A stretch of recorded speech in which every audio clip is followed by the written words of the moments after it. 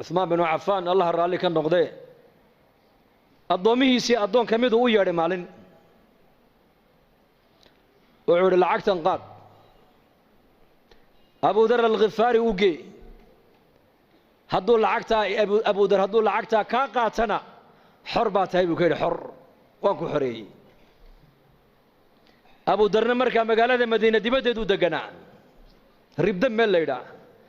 وعثمان بن عفان باكل هلكا أقول راضيكو وأيوان زاهد أبوها قرني النبي قد موداينو جوجي سقو دات كان تابعين الدين تقصو قدال دم بكيمة الدوية اللي ما دين ودنا ونفينا يا سقو درك النبي محمد وكقد تيبو ستاولي عريش النبي محمد وكو أجانا وقلا عنتدي عهد النبي قو النبي قال لعنا هنا ولي وعنا يسقو أبو ذر الغفاري رضي الله عنه marka ninkii adoonka lacagtii buu la soo orday meesha ma soo dhiganin baa lacag diidi kara soo sidaa ma hinde man baa lacag diidaya hoos ka jecel lahay oo yimiday oo salaamay wuxuu amirkii muuminiinta Uthman baan salaan kaaga sidaa waan ka qaaday bal waran isaga ka waran daar al khilaafa ka waran masjidii nabiga ka waran muslimiinta xalqooga ka waran markuu uga waramay ayuu yiri lacagtana uu soo dhiibo wuxuu yiri Abu Dar u gee lacagtaas markaasuu maxaan ka dhigaa wuxuu de haw kaalmeystay adduunyadiisa markaasuu yiri u celiyo waxaad ka tiraahdaa anigu uma baahniye cid iiga baahi badan baa Madiina joogtay cidaasi ka dhabu yiri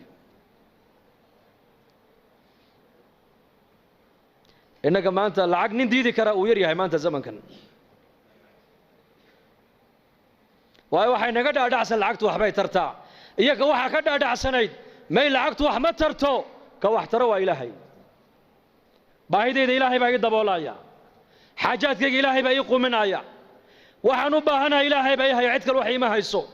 lacag uma baahni baa ka dhaadhacsanayd iyaga laakiin ilaahay amarkiisaan u baahanahay ducaan haystaa salaad baan haystaa istighfaar baan haystaa quraan baan haystaa acmaal baan haystaa qalbiguna wuxuu ku xasilay waa diin weyn adduunyo ma markaasuu ninkii yaabay war iska qaado may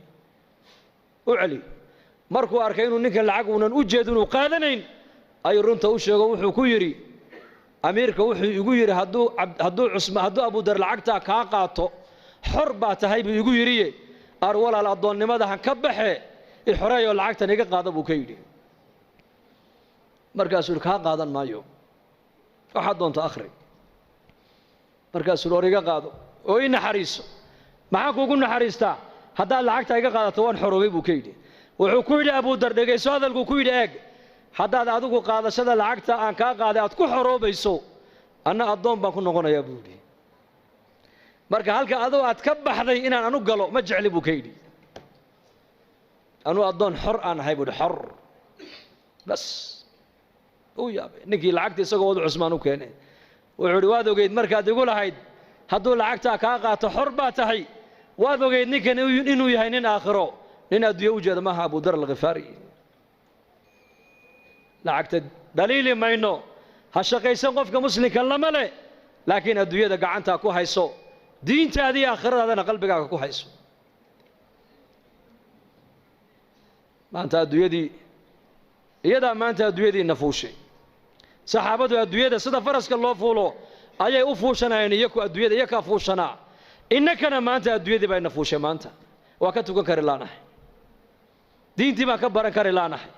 diinteeni waqti ku bixiyay bay culimadu leeyihiin waqti waa ku bixin kari laanahay maxayna haysta waxayna haysta waa adduunyo adduunyada maxay kula doonaysaa adduunyadu inaad iyada la joogto bay doonaysaa hay ka tageen bay adduunyada ku leedahay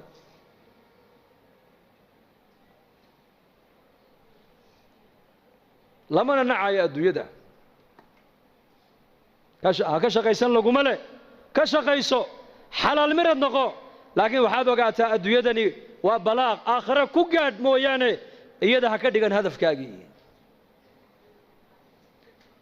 aakhirada ayayna kaala weynaan Usmaan bin Affan Allah raalli ka noqdee nin baa nabigu yimid oo yidhi gabadh baa lay siiyey waxaan ku aqalgalana ma haysto Usmaan u tagay buu ka yidhi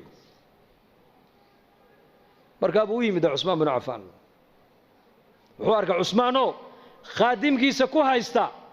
dubaaradan faynuuskan maxaad u baktiin weyday markaasuu ninkiiba uu yaabo wuxuu yidhi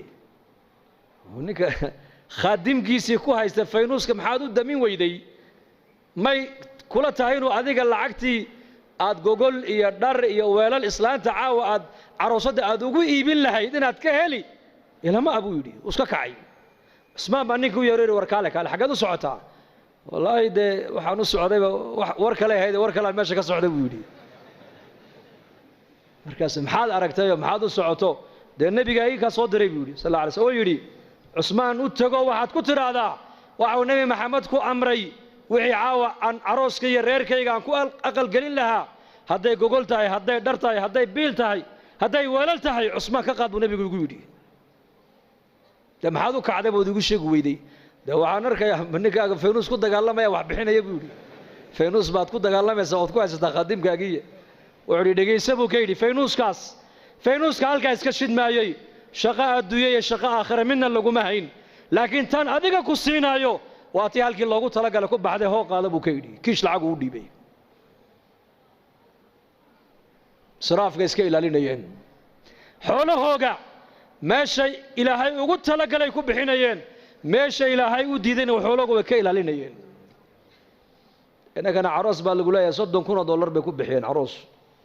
$30,000 bugbac fanaaniin baa loo yeedhay fanaaniin maxaa ka dambeeya laba reerka bugbac iyo macsiyo lagu dhiso 2 bilood ma gaadhaan way kala duulaan ilaahay uu kala qaadaa markiiba laana marka hore macsiyo lagu dhisay diin iyo alla ka cabsi laguma dhisay